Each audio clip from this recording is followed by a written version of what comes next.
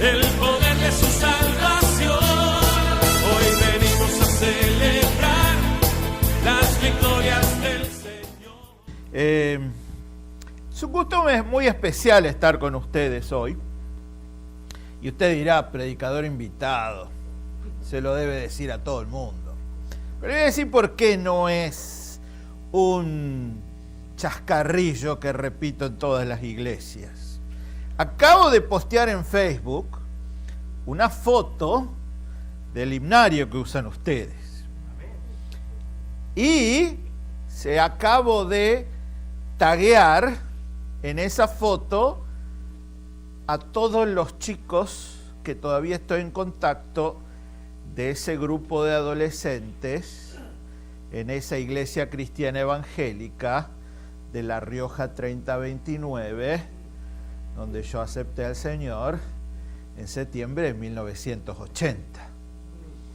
Así que ustedes verán, esto no es así nomás. Hay muchos sentimientos dando vuelta y justamente uno de ellos me acaba de contestar la foto en Facebook, que como ustedes verán tiene buenos propósitos, más allá que se usa para tantas cosas que no honran al Señor. Pero mis hermanos, yo soy el fruto del testimonio de una iglesia como esta, de una iglesia a la cual yo llegué en abril de 1980 en la ciudad de Santa Fe, porque un vecino me había invitado a ir a jugar al voleibol. Un vecino que se enteró que me gustaba el voleibol y me dijo, bueno, nosotros nos reunimos un grupo de adolescentes ahí en el gimnasio, en un gimnasio. No me dijo que el gimnasio estaba atrás de una iglesia evangélica, obviamente. Detalle muy pertinente. Pero el hecho, obviamente, él sabiendo que yo era judío, sabía que eso era algo que podía llegar a afectarme. Pero lo que él no previó cuando llegué a esa iglesia es que había algo diferente en estos adolescentes. Muchas veces se dice, y es cierto, que lo que atrae a una persona judía al evangelio es la escritura. Y puede ser eso fue lo que fue mi paso final. Pero la mayoría de nosotros los judíos de este mundo realmente no sabemos nada de las escrituras. Yo no sé si usted sabía, pero en la sinagoga, en todas las sinagogas del mundo, cada fin de semana se lee exactamente la misma porción de la escritura. Desde Houston, y yo vivo enfrente de la sinagoga más grande de Houston, Beth Yeshurun, si no saben dónde queda, está en la 610, entre Beechnut y Bracewood Boulevard. Ahí vivo yo y enfrente está Beth Yeshurun. Y solo de un servicio de 4 horas, 5 minutos se lee la escritura. Y la mayoría de nosotros no conocemos las escrituras. Les hablo del 90% de los judíos que viven sobre esta tierra y ciertamente esa es mi historia.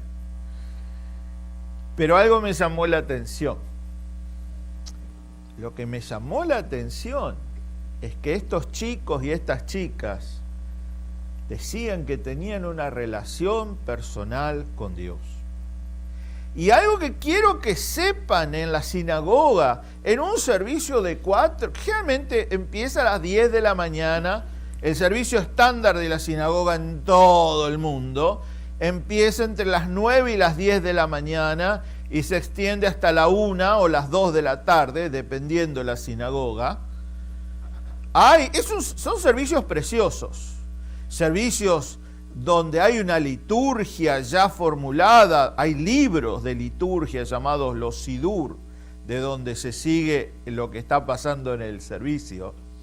Y se habla del gran Dios que creó el cielo y la tierra y mueve el universo.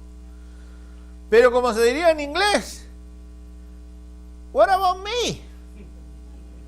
Y yo, como diríamos los argentinos, y yo, nada para mí. Porque aunque usted no lo crea, en estos servicios donde les digo, las oraciones, no hay oraciones a todo esto improvisadas. Está todo ya escrito. No hay un momento para orar por usted. Y aquí viene el y yo y mis padres, cuyo matrimonio se le está cayendo a pedazos, y mis amigos que están cayendo en las drogas, y mi compañera de trabajo que está pasando por quimioterapia. No hay nada no existe. Porque Dios está allá. Dios está en las grandes cosas. Dios no está para acordarse de tus pequeñas necesidades. Y eso fue lo que me llamó la atención. Que estos chicos decían que hablaban con Dios. Y yo los escuché orando. No solo por sus familias, sino también hasta por sus exámenes. Teníamos 14, 15 años. Obviamente hasta por la novia que me vas a traer, Señor. Porque éramos chicos. Hoy, con 53 años, ¿cómo no emocionarme de recordar esos tiempos? ¿Cómo no emocionarme de acordarme de las primeras clases de escuela? Esas clases de escuela dominical, Dios mío, eran clases magistrales. Personas que sin haber ido al seminario o sin tener una posición paga en la iglesia, ponían de su tiempo y de su esfuerzo para que aprendiéramos en el Señor. Y es por eso que tengo el honor de servir con este ministerio, porque justamente nuestro ministerio no es americano, nuestro ministerio es un ministerio israelí. Tenemos la incorporación legal aquí, pero somos un ministerio israelí. Todos mis compañeros viven allá, en Israel. Mis compañeros no tienen que prender la televisión para saber si hay un bombardeo. Solo tienen que mirar afuera por la ventana. Y justamente es en ese mismo espíritu que una de las razones que me gusta de este ministerio es que nuestro libro principal es un manual de discipulado, que se llama Fundamentos de la Fe, donde justamente hemos sacado este libro en español, el cual he tenido el gusto de editar, así que se van a encontrar con algunos modismos argentinos si lo leen, donde básicamente lidiamos con todos los aspectos básicos de la fe, la iglesia, la naturaleza de Dios, la Biblia, el Espíritu Santo, obviamente escrito para un público judío, ¿no? Entonces no se van a encontrar con obras y fe, sino un capítulo que se llama La Torá y la Salvación, ¿no? Y bueno, y justamente este libro es un manual, todas las cosas básicas, ¿para qué? Para que una persona judía que está interesada en el Señor la pueda leer y no se asuste por términos que generalmente asustan a una persona judía. Y obviamente yo me asusté cuando me dijeron tenés que aceptar a Cristo. Yo no, jamás voy a aceptar a Cristo. Ustedes me caen muy bien, pero yo no quiero ser católico. Me dice, ¿cómo vas a ser católico? Obviamente, Jesús, María y José. Jesús, María y José, no hay nada más católico que eso. Yo no sabía que Jesús era judío. Yo no sabía que Miriam en realidad era judía. Yo no sabía que José y Joseph eran judíos. Y es este miedo que nosotros los judíos le tenemos a todas estas cosas, porque nos han hecho cosas tan feas, particularmente los que hemos crecido en países latinos, que nos mantienen alejados de Cristo. Yo crecí en la Argentina y obviamente donde me enseñaron que cualquier cosa relacionada con el cristianismo no tenía absolutamente nada que ver con ser judío, ¿no? Y bueno, ni les tengo que decir las cosas que me han dicho por ser judío. Pero bueno, el Señor tenía otros planes y gracias a esa iglesia cristiana evangélica y esos adolescentes hoy puedo decirles que soy un creyente en el Señor Jesucristo. Y para comenzar nuestro estudio de hoy, quiero usar una palabra que Pablo usa en Colosenses y luego el escritor de Hebreos, no sabemos quién fue, quizás Apolos es mi favorito, también usó. Y es una palabra usada en un famoso, dicen que es un bolero, pero parece un bolero muy mexicano. ¿Alguien se acuerda de Javier Solís? Sombras nada más entre tu vida y mi vida. Son bolero lacrimógeno, aquello me voy a abrir las venas. Va a salir mi sangre y tus ojos van a permanecer cerrados, porque entre nosotros ¿qué hay? Sombras nada más. Pero justamente es muy interesante y muy apropiado que en el libro de Hebreos nos encontramos con que el escritor usa esa palabra para referirse justamente a lo que es la llamada ley.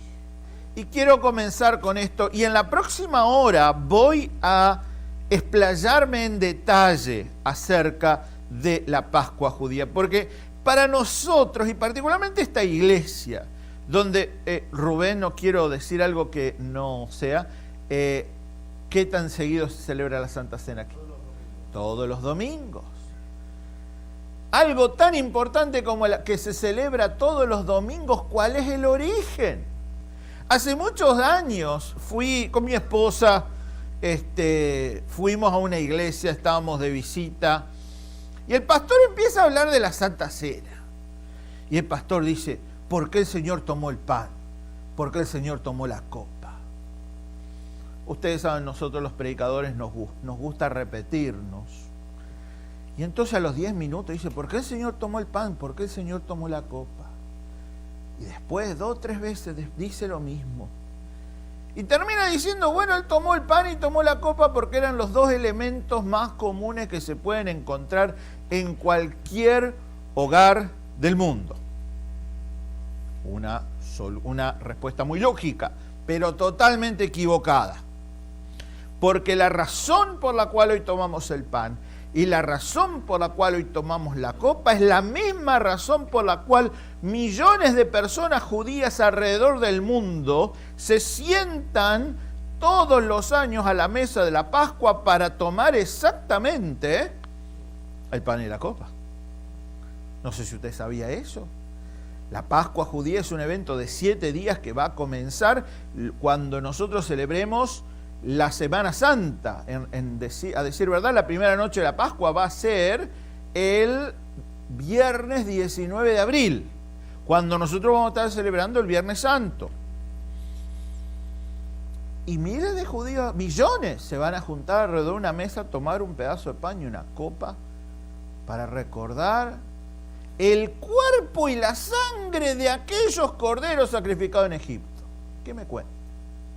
No por nada el Señor Jesús nos va a hablar de que este es el nuevo pacto en su sangre, el nuevo pacto, pero el nuevo pacto prometido por Jeremías el profeta. Pero otra vez quiero comenzar con Hebreos capítulo 10, porque si no, ¿para qué le cité el bolero, no es cierto? Porque la ley, fíjense lo que dice la Reina Valera, teniendo la sombra una mejor traducción del griego sería siendo la sombra de los bienes venideros, no la imagen misma de las cosas, nunca puede, por los mismos sacrificios que se ofrecen continuamente cada año, hacer perfectos a los que se acercan.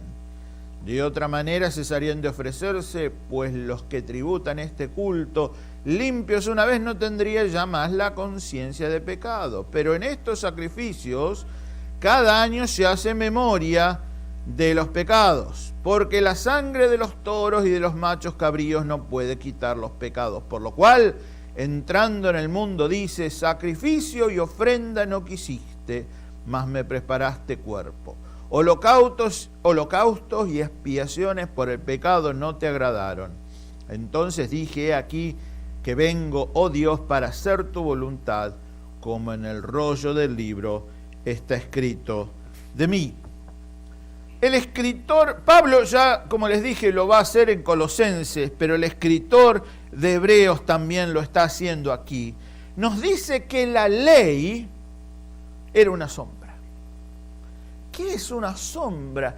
Algo que más o menos alcanzamos a ver algo, pero no es claro. Entonces, la ley, el antiguo pacto que encontramos en el mal llamado, digo yo, Antiguo Testamento. ¿Por qué mal llamado? La palabra antigua o antiguo realmente es detestable. Particularmente porque nos dice que es algo que ya pasó, algo que ya no sirve, como ustedes, señores padres, que tienen adolescentes que le vienen a decir, mamá, papá, quiero el iPhone XR. El iPhone 7 no me sirve. ¿Por qué? Porque ahí está la señorita diciendo a la madre, ¿y mamá para cuándo? ¿Por qué no? Pero nena, funciona casi igual, es un poquito más grueso. ¿Por qué no te gusta? Porque es viejo, porque es antiguo, porque es vetusto. Y tristemente nos encontramos hoy con pastores, líderes cristianos que dicen que los cristianos no deberían ya prestarle más atención al antiguo. Mis hermanos y mis hermanas, no es antiguo y nuevo, es una revelación. Parte de la revelación que vino antes y parte de la revelación que vino después. Sin embargo, toda la revelación, ¿a quién apunta? A Jesús, el Señor y consumador de todas las cosas. Es por eso justamente que si ustedes quieren una cosa que nosotros ofrecemos a los hermanos, todos los viernes les conté de la porción de la Biblia, ¿verdad? Que todos los judíos leemos exactamente en todas las sinagogas del mundo la misma. Nosotros no enviamos literatura, no enviamos newsletters o estas cosas. Lo que sí enviamos, si usted quiere y puede inscribirse, todos los viernes enviamos un devocional desde Jerusalén, donde le enviamos la parte de las que se va a leer en la sinagoga. Se lee parte de la Torá, el Pentateuco y parte de los profetas. Le enviamos la parte que se va a leer, la explicamos y obviamente le damos la correlación con la obra de Cristo, como Él la cumplió. Así que si usted quiere se puede inscribir, esto es en español, es sin costo, ni le pedimos su dirección de su casa, lo único que necesitamos es su nombre y su email y le vamos a enviar, así que al final pueda acercarse a la mesa de materiales si quiere llevarse el manual de discipulado, que a todo esto se lo puede llevar por una donación de $10, o si a usted le gusta la música hebrea, que es muy feliz, iba a decir, allá se me está colando el inglés cuando hablo en español, hace 2 años y medio que estamos aquí. Tenemos también música hebreo-cristiana, que también, si usted quiere, se puede llevar a su casa. Pero bien, entonces, en lo que tenemos en el mal llamado Antiguo Testamento, me gusta llamar mejor la primera parte de nuestra revelación, son las bases, las sombras que luego el Nuevo Testamento, la segunda o la parte que viene después de la revelación, es como si usted está tomando una foto y necesita enfocar, necesita ver mejor. La primera parte nos habla de sombras, la segunda parte nos enfoca todo. Y el capítulo que nos habla por excelencia de estas sombras es el capítulo 23 del libro de Levítico. Y quiero pasar muy brevemente, porque no es mi propósito hablar de todas las fiestas de Israel hoy, pero sí mencionárselas. El capítulo 23 es el capítulo donde se mencionan todas las fiestas de Israel, todas las fiestas que el pueblo de Israel hasta el día de hoy celebra. Hay la excepción a este capítulo, son 2 fiestas judías, y a todo esto obviamente hay otras fiestas judías que han sido instituidas por los rabinos, porque lo que tenemos hoy no es un judaísmo bíblico.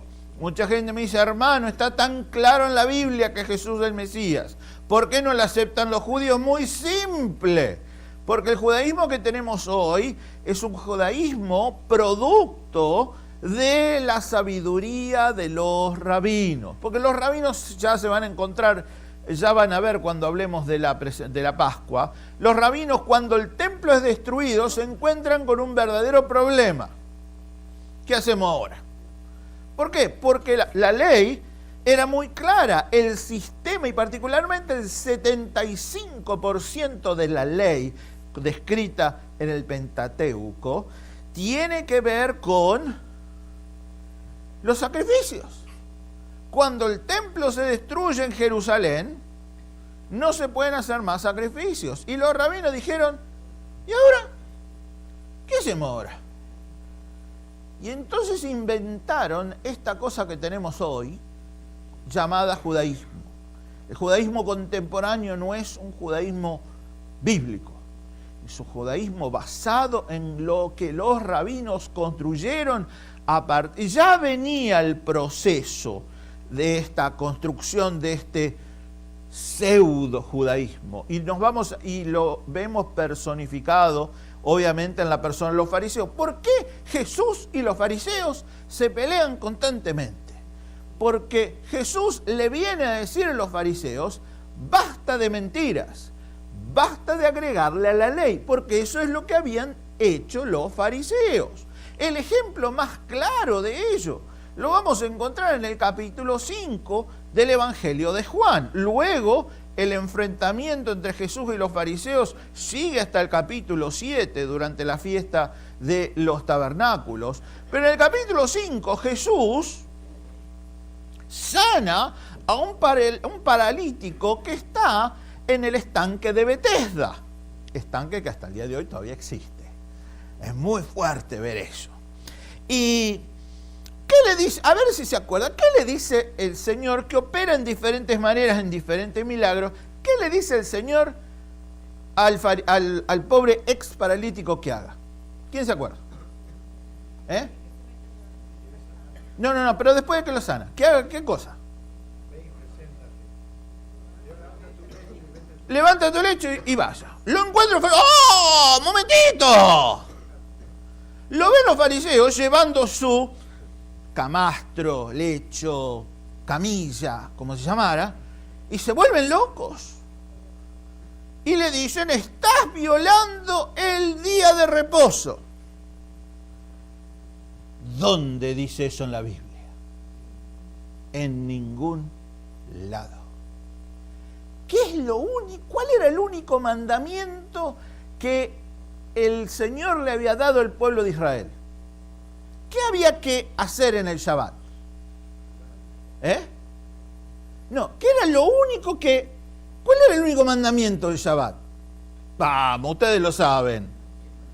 Descansar, o sea, no trabajar. Lo único, es lo único que dice la Biblia. En el Shabbat no trabajarás.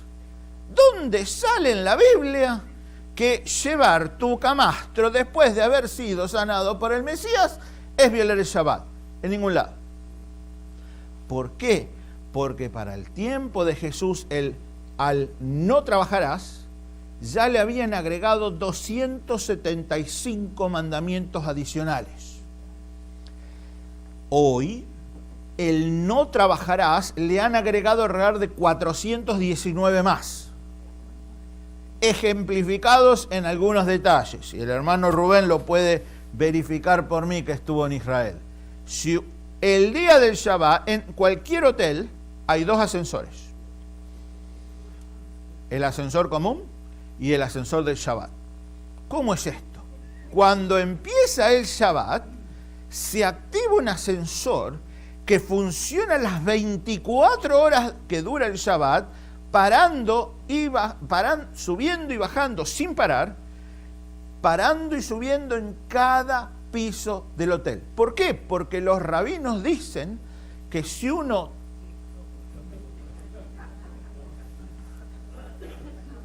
Usted está abriendo el Shabbat. ¿Dónde está eso en la Biblia? En ningún lado. Es más, ¿cuál es la queja número 1? Porque llevamos mucho grupo Israel de los americanos. ¿Cómo, hermano? En la cena. Quiero mantequilla para el pan. No hay. Quiero un helado para el postre. No hay. Quiero crema para la torta. No hay. ¿Por qué? Porque los rabinos extrajeron un antiguo versículo que está en Levítico, o Números, perdón, donde dice que no se hervirá a un cabrito en la leche sumaria, y dijo, ¡ah! No se puede mezclar la leche con la carne. Y entonces en Israel existe la patrulla kosher, the Kosher Patrol, que va y visita restaurantes y hoteles para asegurarse de que no se está mezclando la carne con los lácteos. ¿Dónde está eso en la Biblia? En ningún lado. Eso es lo que han construido los rabinos. Y eso es una consecuencia de lo que pasó en el año 70. Porque en el año 70 los rabinos dijeron, no tenemos mal templo, no tenemos mal altar, no podemos hacer más sacrificio, ¿qué vamos a hacer? Vamos a inventar una religión nueva. Y es lo que hicieron. Lo único que tenían que hacer era escuchar las palabras de un hombre un poco extraño. Se dice que comía langostas. No era, señoritas, no era el muchacho que ustedes querían traer a la casa para que los conocieran los padres. Andaba por el desierto, comía langostas, comía miel, nada más. Se llamaba Yohanan, le decimos en hebreo, Juan. Y él lo resumió todo un día que vio al Señor Jesús, cuando dijo, he aquí el Cordero de Dios, quien quita. No hacían falta más corderos, no hacían falta más sacrificios, lo único que hacía falta es creer en el Señor Jesús. Porque Jesús vino, ¿a qué? A tomar esa sombra y convertirla en realidades nítidas. De sombras a la nitidez. Y justamente, y con esto quiero ir ya terminando porque nos quedan 5 minutos y yo seré argentino, pero en algún lugar yo tengo que tener un familiar suizo, porque me gusta terminar con la obra. El capítulo 23 nos habla de las diferentes fiestas judías. Y tenemos las fiestas de primavera y las fiestas de otoño. Las fiestas de primavera, tenemos 7 fiestas en total. Las fiestas de primavera todas han sido cumplidas por el Señor Jesús. Las fiestas de otoño no. Las fiestas de primavera tenemos la Pascua. ¿Qué nos habla? ¿Qué recordamos en la Pascua? Como lo vamos a ver más extensamente. Recordamos el cordero que fue sacrificado, ¿para qué? Para que el pueblo judío, al poner la sangre de esos corderos en los marcos de las puertas de sus hogares, el ángel de la muerte pasara por arriba de nuestros hogares y fueran salvos.